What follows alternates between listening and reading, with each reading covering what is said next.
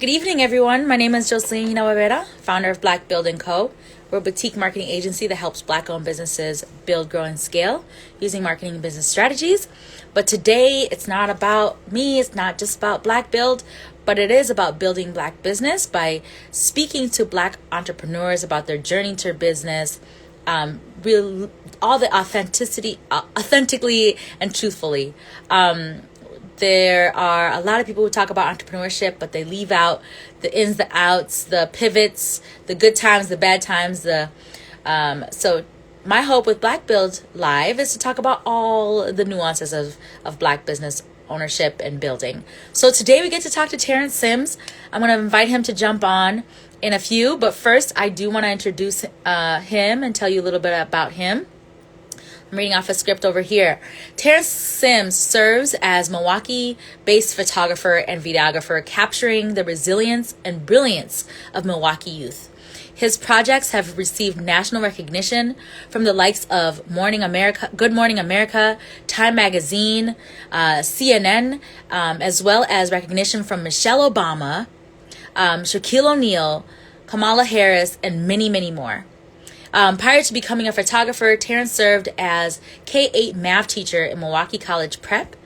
And it was there when he realized the power of combining digital arts with the brilliance of his students to inspire kids around the country. Terrance continues to serve his community and uplift Milwaukee youth through projects that represent them in positive light. So without further ado, I'm going to bring Terrance on.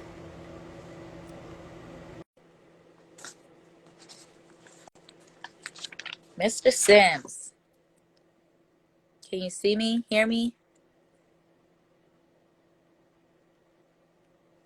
Is it working?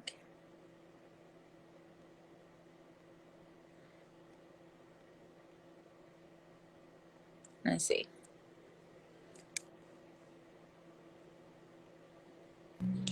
There he is. Hey, Hello, Terrance. what's going on? How you doing? I'm doing amazing. How are you?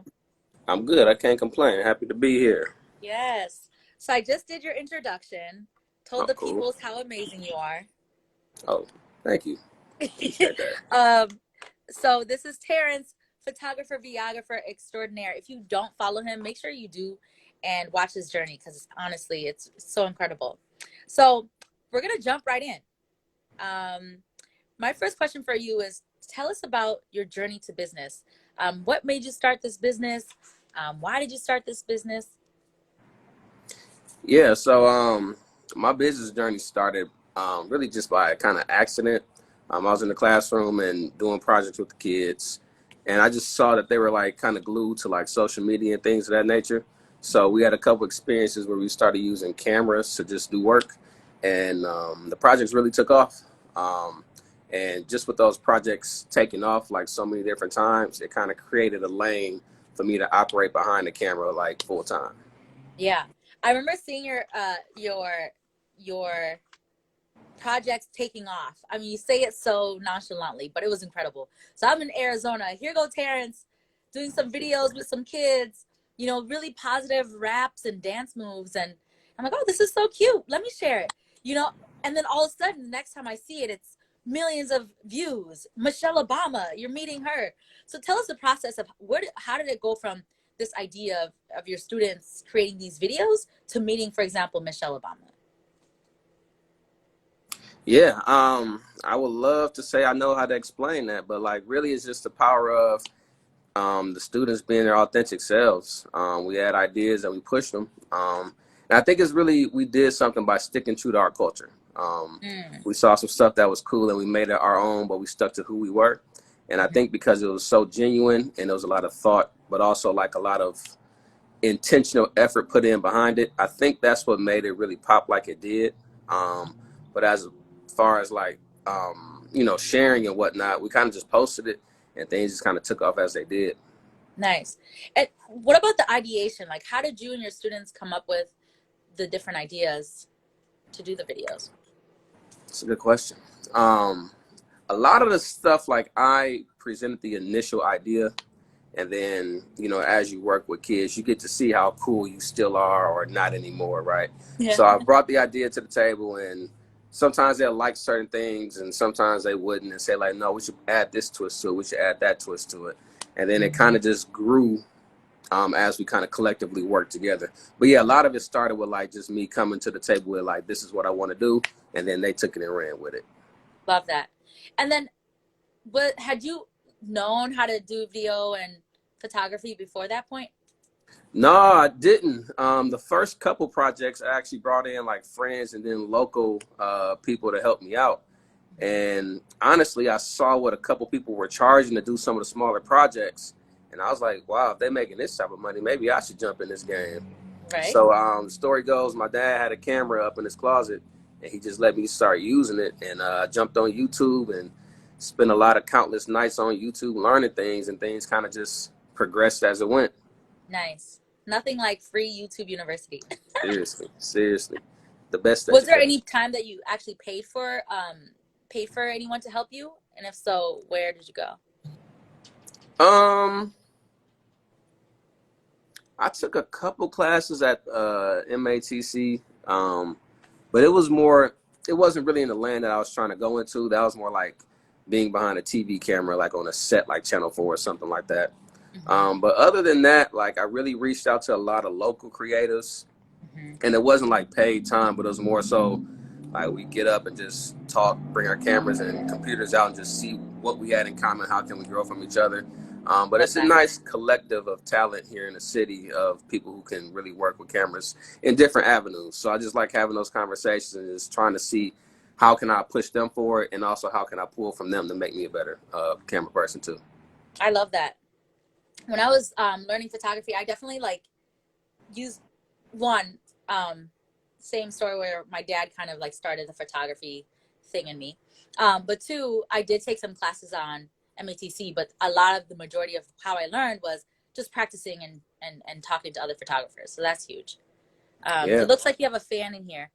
We love you, G Fan, whoever Mello is. What's going on? um, okay, so now what are you doing? Well, right now, if you look at my social media, you see I haven't really been posting a whole lot. And it's like a few different reasons for that. A lot of my work is centered around kids.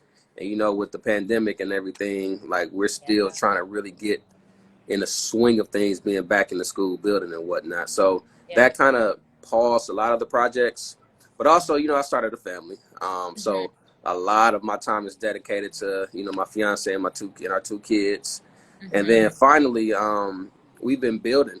We have a space now, so very soon we'll be able to like bring people in and just do a lot of projects at one home base. And I think that's going to Amazing. make things a lot more effective and just make projects bigger, because all those projects that we've done in the past, we were kind of like taking all of our equipment and gear and going from Yeah, place to place and trying to set up and all this. yeah, But with a space now, we can just come in and really focus our time on just working that entire time. So I'm yeah. I really love that. excited about that. Yeah. So, what kind of projects will you be doing in that space?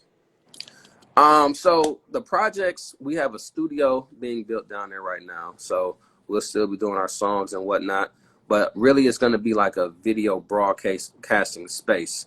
So Nice. it'll be different rooms set up with different scenes, different props and things of that nature. And Hmm. really what I envision is in the summertime, using the space for kids and also young adults to be able to come in and just learn like what it means to be behind the camera and how does this stuff actually work. I love Um, that. and yeah, so it'll work as a dual space where people can come in and learn, but it'll also serve as a space where kids can come in and actually do projects with each other.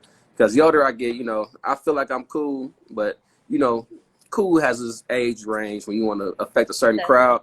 So I want to make sure when I finally hang my hat up from the cool club, we have a group of teens, a group of youth who can keep this project moving, because it is really powerful. And I Yeah, don't it want is. to, yeah, I don't want to be like the face or the power behind it. I want to be able to push it off to people who can keep it going and make it even bigger. Yes. Oh my God. So many things you just said. Where do I start? One, that sounds incredible. The fact that it's not just a space to create, it's a place to teach. So amazing. When you like first started your projects, did you envision yourself here? And then when you did get here, how did you get here? Like, what were the steps that you took to get here? Yeah, I can't. I definitely didn't imagine me being in the space that I am right now. A lot of these projects were literally just to get kids to get excited about learning. And a couple of the projects was really because I was bored sitting in some of these meetings. So I just started like kind of jotting down ideas. So for Mm-hmm. me to say like, yeah, I expected all this would be just a complete fairy tale, it wouldn't be true. Mm-hmm. So yeah, I'm happy to be here. Yeah. And you said the steps that I took to get here? Yeah. The steps that I Like took.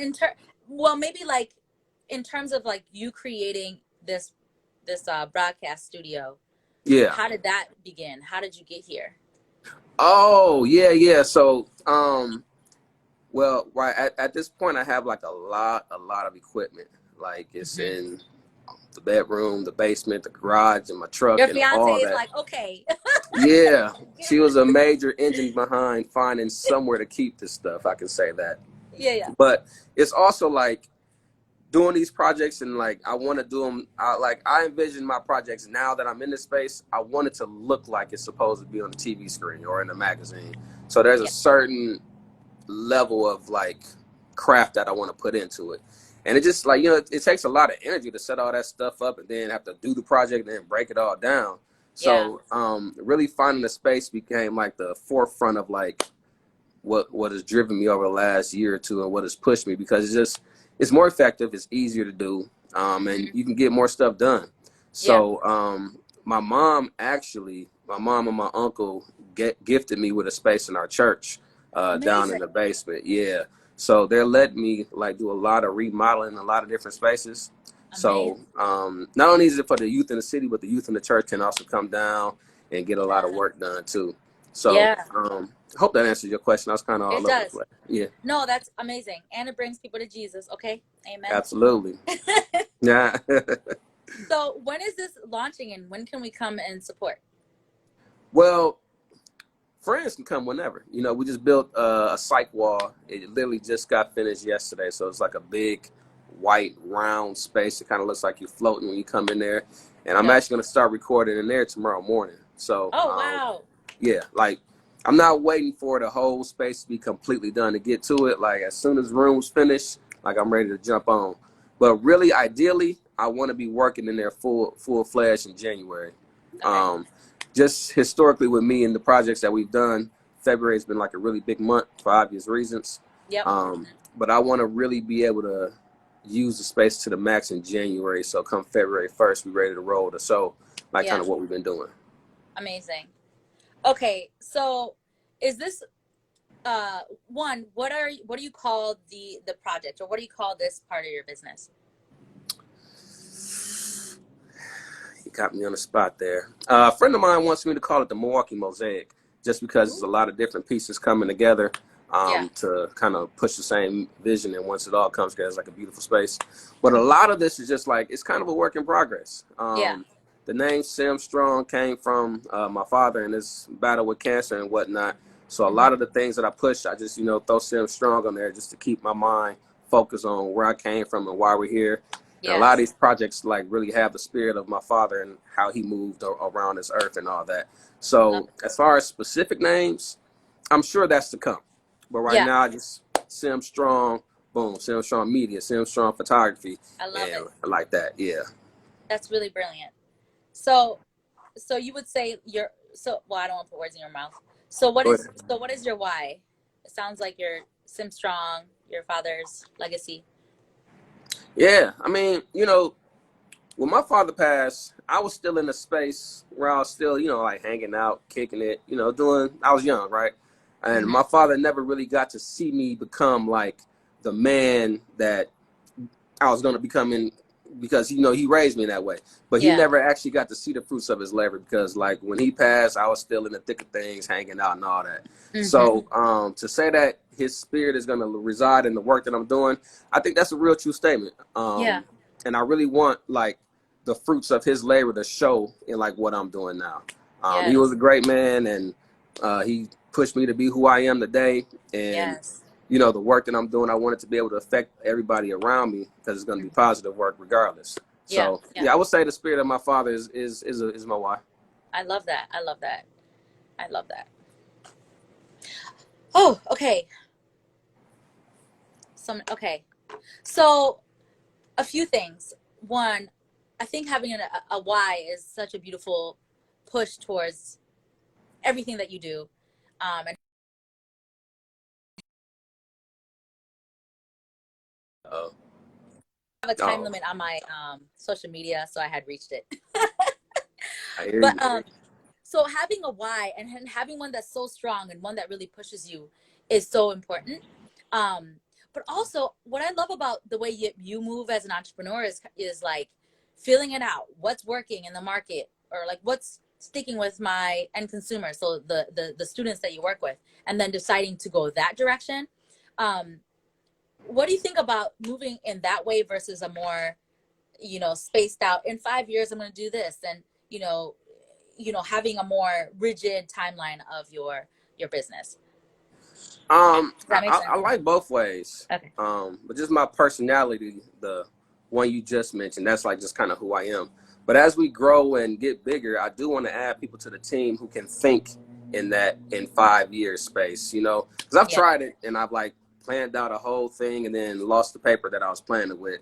So Yeah. like, just my mind kind of moves with like, what is the energy of the room? What's going on in the city right now? How do we make the impact right now? So that's kind of just the way I vibe and the way I move. But I Yeah. definitely want to bring people on the team who don't think like me, because Hmm. that's going to allow us to reach people who not like similar to me. You get what I'm saying? Right. And the more different minds we have in the room, the stronger the impact and the more fulfilled the projects can be. Hmm. Yeah, Agreed. Agreed. I think it's a perfect recipe to have both, right? Like the yeah, people who just move with the vibes, the big picture thinkers, and then the ones who are detail oriented and are very particular about where they move and why. When you yeah, have that, especially as you're growing, the more impact you're going to make. So that's dope. 100% agree. So you're doing other things besides this project. Tell I us more am. about that. So yeah, like a lot of the stuff that I post on social media is more like the community service of what I do and like the why and all the power and whatnot. But the business has been going really good this year. I Yes. work with a lot of companies locally and also like kind of around the country. And I do like video work, photography work, and then like I'm just now getting into like live streaming and whatnot. Oh, nice. Um, yeah, so all it is working really well. It's keeping me busy, and I'm still with the school every day, so I'm in there all the time, I didn't know that. taking pictures and interviewing different teachers and whatnot. So it's never a dull moment. I'm always up, always moving around and working. But like, I'm blessed to be here. A lot of people will be probably wanting to be in a situation that where I'm in right now, but Yeah, I'm really lucky and really blessed to be here. So I can only be thankful for 100%. You worked your ass off for it. You deserve it. all of it, all of Appreciate it, it. all of it. So, so when you say you're with students every day, what does that mean? So you're hopping from different schools in the Milwaukee district, or what does that mean? Well, Milwaukee College Prep is a 4-school network. Oh, So typically before the pandemic, I would literally be in 4 schools every single day. But now just trying to stay safe and smart with everybody, kind of be in one school for like a week or two and then go to okay, the next one. But gotcha. yeah, like with them, I do like if you go to their social media, the photos and videos there, that's the work that I'm doing with them and whatnot. And we Okay, are steady planning projects to keep kids involved, like outside the classroom and whatnot. So nice, nice, nice, yeah. nice. Um, and then last question about like the student side. What kind of impact have you seen your students have from creating these videos and these projects with them? I was just talking with a parent last week, and these students weren't like directly involved, like they weren't in front of the camera, like in all the magazines and whatnot, but they were always close when things were happening. And she Mm-hmm. told me that at their church, they're now running the entire camera ministry or camera space. So beautiful. So yeah, they're posting and streaming all that stuff, and they said they got the idea from being in my classroom and just seeing me work with the camera and whatnot. So I think seeing students being able to literally create a lane for themselves Mm-hmm. has been the biggest impact for me. Because these kids, like right now, I picked up a camera, I think I was like 27 or so, and it's literally created so much wealth for my family. And you Mm-hmm. think about these students, they 12, 13 years old, so they have a Imagine where they'll be. 15-year head start. Right, right. Yeah, Yeah. So it's just beautiful to see that they're thinking about college, they're thinking about entrepreneurship, and they're also working on both of those things at the same time. And that's Yeah. what you really think, like that's what you want when you turn 18, 19 is just options. Do I want to go Yeah. here? Do I want to go there? But you Yeah. got the skills for both. You get what I'm saying? Exactly. Exactly. And the fact to know that you have those options, right? Like, Absolutely. we Absolutely. were both in people program, thank God, right? And we were Right. able to try different career paths in during the summer, but not Mm-hmm. all students, not all kids have that option to Yeah. try theater, to try engineering, to try business. That's the three I did, and know like which lane am I trying to do? Yeah. There are all these options. What fits with my goals? So that's amazing that you get to show them that's even an option. Yeah, I work with a group mainly in the summertime in Milwaukee called Lead to Change. Mm-hmm. And that's like exactly what they do with high school students. Every summer they can come in and kind of pick like, okay, I'm interested in architecture, I'm interested in filming, I'm interested in Mm-hmm. veterinary, whatever. And they literally go out and find internships for them. So Wow, every summer I have 5 or 6 students kind of following me around with their own cameras and kind of that's working with beautiful. me. You get what I'm saying? And then Mm-hmm. like the one summer I have 6 kids, and next year I have 6 kids, but 3 of them are new, but 3 of them are returning. But Yeah. the 3 kids who didn't return to me, they're searching for, okay, I tried that, now I want to try this. So then Right. by their senior year, they've tried all these different professions, worked with all these different professionals. So they Yeah. really like know what they're doing by the time college hit. Because like when I got to college, it took me 3 years to really think about like what do I want to do with this. And Mm-hmm. that's why I was there for 40 years trying to graduate. It wasn't 40. 35. I mean, you graduated. I did. And I now made it through. But I just you like how, kids have options now to really be thinking about that yeah. beforehand. So they can Yeah. really decide like, okay, this is what I want. Right, right, right. I love that. Okay, so I asked you that one about motivation. If anyone has any questions, feel free to drop them in the chat for Terrance. Um, what else do you want to tell us? Like, what are some uh, what does your process look like in your business? What does my process look like in my business? Yeah, let's do the videography Um, from like so yeah, ideation so to execution. I hear you. If a client wants some work done, it usually starts with like an email or something, and we kind of talk through what they want, and we kind of figure out how it makes sense and do a lot of storyboarding and a lot of planning. Mm-hmm. Um, and I think that's what people don't really see is how much planning goes into what's going on. And Yeah, my fiance is really helping me like itemize lists now. So when I go out to a shoot, I know exactly how many cords I'm bringing, how many stands I'm bringing, and all this stuff. love Um, that. yeah. So then we all, shoot the stuff. We do a lot of checking, always using multiple memory cards, making sure the footage is safe and whatnot. Mm-hmm. And then honestly, a lot of the work, like I would say probably 70, 80% of the work that I do is behind a laptop editing. Just Mm. spending hours on the computer, like trying it one way, trying another way on Mm-hmm. YouTube, learning different things. Mm-hmm. But yeah, a lot of my process comes with editing, sending it out, getting feedback, and continuously making changes until the project looks exactly how we want it. And that's with Okay. my clients and also with my personal projects. Okay. I love that. So with editing, what software do you use? I'm on Adobe right now, Adobe Suite, Okay. Premiere. I Yeah. don't use After Effects too much, but I want to, Yeah. But, Yeah. Photoshop, Lightroom, all of that, I'm on it every day. Yeah. I love Adobe. Um, and then I love the fact that you said you check YouTube. So there's this learning that continues to happen. It sounds like Yeah. Oh, you're never done absolutely. learning. Yeah. Every single night, like while I'm so my fiance puts our daughter down every night, and I put the boy down, my son. So Mm-hmm. while I'm getting him to sleep, I'm always on my phone on YouTube, just looking up the next thing or where I want to go. And I've Mm-hmm. been recently obsessed with like lighting because Mm-hmm. like I know for a fact like that's my next step into really making the work that I put out look cinematic and look like, wow, this should be on TV, is Yeah. mastering that lighting. So on Yeah. one hand, I got the baby, getting him to sleep. On the other hand, I'm just scrolling, just watching tutorials over and over again, Yeah. jotting down lists of things I need to buy, things I need to figure out and stuff like that. So it's like literally every night I'm just on YouTube. Yes. I love that. That's huge. That's so big, especially with like videography and photography. There's always new equipment. There's always new lighting. There's always new something. So staying up to date in what's going on. They make a lot of excuses for you to spend your money. Yes, So this is true. This is yeah. true. All right. So then once you finish editing and you send it off to your client, Mhm. I guess, how many projects do you have going at once? Is it that you send off and then you start a new, or do you have two or three projects going on at the same time? I'm usually working on several projects at a time. Typically, like if I get a project finished and complete and sent out, we'll do 3 total revisions. Each Mm-hmm. revision takes max 3 days, so they have 3 days to give me back the revisions, and we repeat that process 3 times. So Okay. once I get it out, the final piece has up to 9 days to be fully completed. Okay. Um, and honestly, just being transparent, that's what I'm really working on, like adhering to deadlines and really being like timely and punctual and making sure my clients have their stuff and it already looks good and they have to really like dig in for the edits. Like that's Yeah. my focus. And Yeah. come next year, like that's really what I want to be like great at right now. Yeah. That makes sense.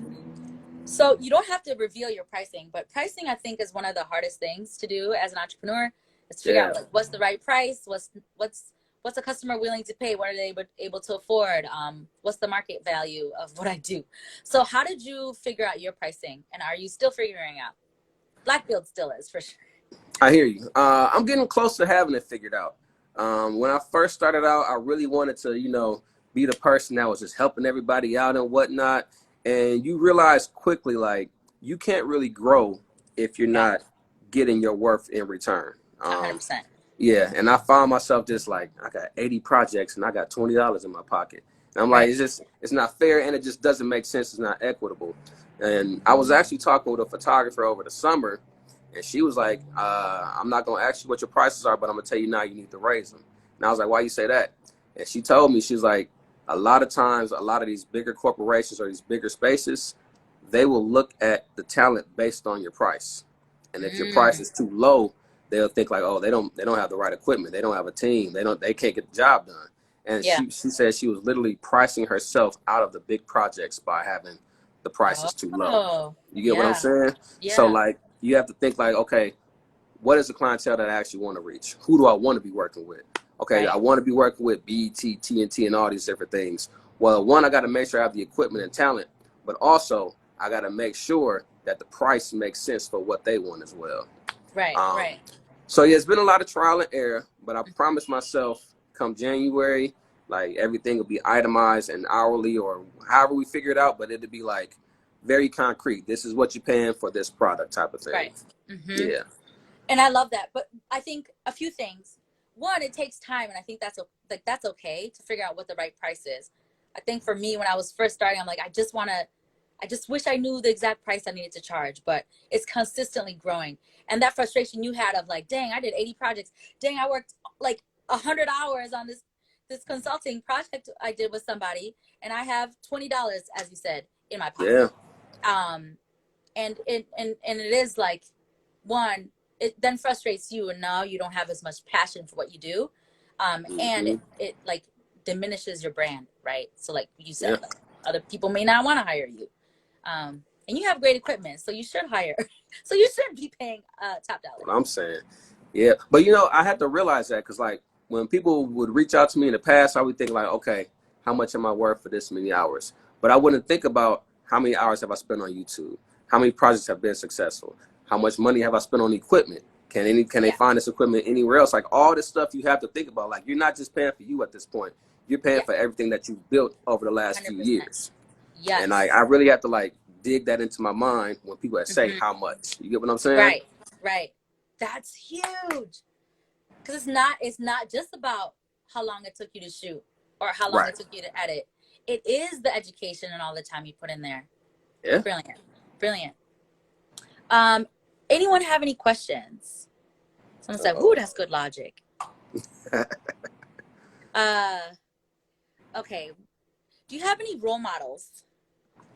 Role models, like in like the business. You saying role models? Both in the business and in life. Um, I have a lot of people that I look up to for different reasons. Um, and honestly, like if I said I had one person I look up to, it would have been my father. And he passed away. But like when I think about what I look up to, I have like friends and people in my life who are like, man, I appreciate this about you. and I love how you do it. Like my good friend, Quentin. Like I just appreciate his work ethic from going from an athlete to working to his PhD. My Yeah. friend Jesse, I appreciate how smart he is when it comes to like getting his finances together and making sure the money's right every time. My Right. good friend Chris, they all up in the chat right now, like thinking Um, about how he's a family man and a musician and keeps all that aligned. So I yeah. really just hone into like the people in my life and specific things that I think they're doing great. And I Mm. just try to like really like, how can I be like that? How can I be Yeah. like this? You get what I'm saying? Yeah. Kind of like an a la carte role model. That's great. I'm about to use that. Thank you. No Um, problem. and the last question I have for you, unless anyone has questions, is what motivates you? What keeps you going? So that's an evolving question. I feel like I can answer that now, and then tomorrow morning is going to be something completely different. Yeah. But I do think one consistent answer over the last couple of years is definitely my kids. Yeah. Because like when you have kids, you move differently. You move with poise, move with passion. And I really want them to see that their parents knew how to work through life as parents, as partners, and also as professionals.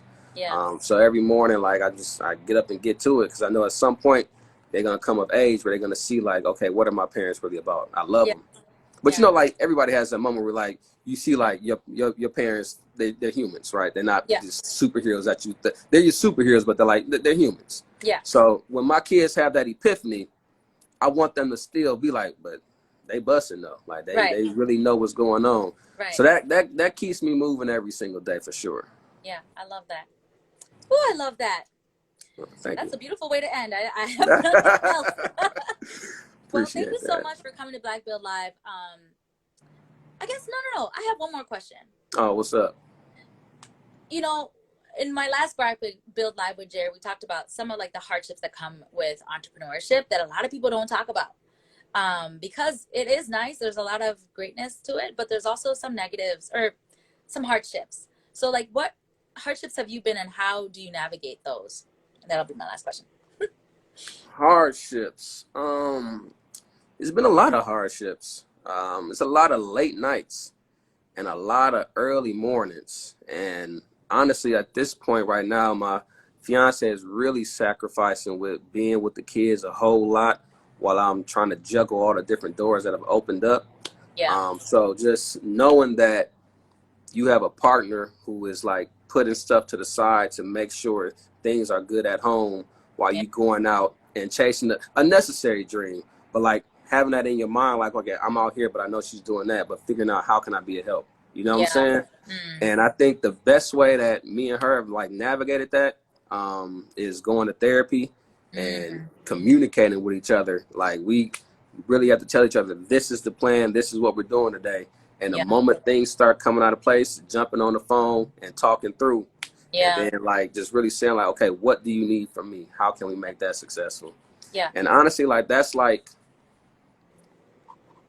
that is like my main focus when it comes to hardships, because we can talk about like all the different things that come with like the client wanted this and you gave it to them and all of a sudden it's different, or you sent the invoice out 60 days ago, you're still waiting on it to come back. But like I really try to keep my family at the heart of like my issues, because Yeah. at the end of the day, all those other issues that come with the trade, but I'm doing well in that. I Yeah. want to make sure like my kids are happy and motivated, and my fiance is happy and motivated and feels supported too. Yeah. And the way we work that out is by communicating and really making sure that we're both pursuing our dreams. That's so big. So big. A few things. I'm getting my MBA right now and I'm getting my certificate in entrepreneurship. And Mm-hmm. they in a lot of my classes they talk about how entrepreneurs, they divorce, all these things. But I'm like, that doesn't have to be everybody's story. Right. If, like you said, you have communication, you go through therapy, you get help where you need help, and you have a partnership, that doesn't have to be everyone's story. And it ain't perfect. It's a Yeah. work in progress. You know what I'm Yeah. saying? But like all I say is like, as long as we wake up the next day and still gonna try to figure it out, whether we want to or Yes. not, are we gonna still work to figure it out? And that's Yes. really all we can ask for. Yeah. And I appreciate her for that, and I'm glad we are pushing through this and Yes. happy while we're pushing. Absolutely. Partnership is key. Good partnership. All right. Well, that's all the questions I have. Thank you so much for joining BlkBld Live today. maybe we'll have you on later when you're even bigger than you are today. Nah. Have a few studios in Milwaukee, Madison, Chicago, I hear that. Detroit, I hear it. everywhere. Yeah. Do you have any parting words before we go? I don't have any parting words, but I just want to say, Jocelyn, I appreciate everything you're doing. You're always on the go and always push yourself to the next level. Ever since I've known you, you've always been that person, the go-getter. So I salute you and appreciate everything you're doing. Thank you. Appreciate it. Thanks. No problem. All right. Well, that's all we got today, folks. Have a good night. Cool. Have a good weekend, and I'll see you soon. Take care. Yeah, bye.